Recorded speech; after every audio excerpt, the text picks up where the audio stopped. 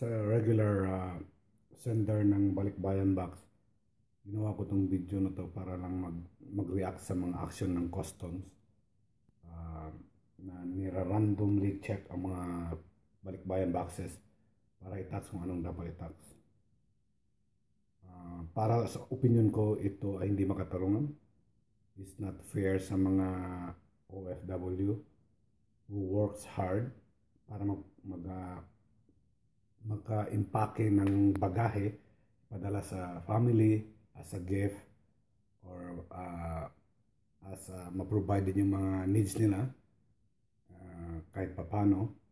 Hindi ko tuloy maisip na ito ba isang paraan dahil malapit ng eleksyon na ang gobyerno gumagawa ng funding para sa kanilang kandidato. Hindi mo wala sa isip ko yun at I think sa ibang OFW at mga Pilipino rin.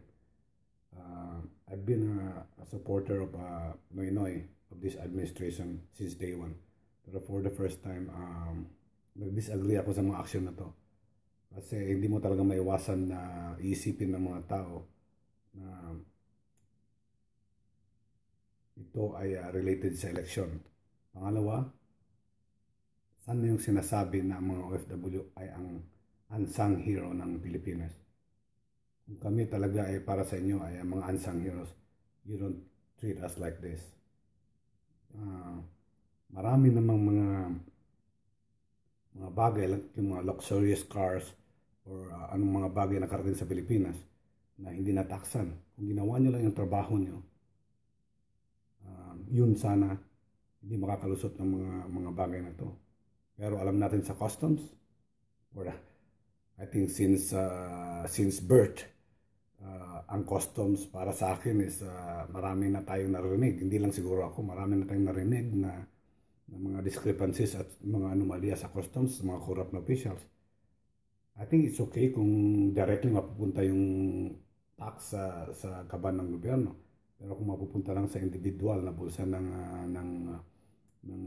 mga tao sa customs or para sa funding sa election, hindi ito makatarungan. Sana po pag-isipan nyo ito na mabuti dahil malapit ng eleksyon. It's disappointing sa mga OFW and and also sa mga family namin sa Pilipinas na naghihintay ng box as a gift for them. Ngayon tuloy, nagdadalawang isip ako kung ituloy ko ito ipadala o hindi. Kasi anong assurance kung bubuksan nyo to tapos wala kayong makita na dapat nyo i-tax? Anong assurance na yung nilagay ko is mababalik nyo? Ang tanong, sino mag-i-impake nito? Siyempre, kung i-impake nyo to, gagastos kayo ng material para i-impake ito. Diba? Yun ang mga tanong na sa isip ko. Tapos sasabihin nyo, nag-react ang mga iba dahil natamaan. Of course, mag-react kami kasi unusual sa inyo na maging masigasig. Bigla. At saka may mga ibang bagay naman dapat na pwedeng i-tax pero wala kayong masyadong aksyon.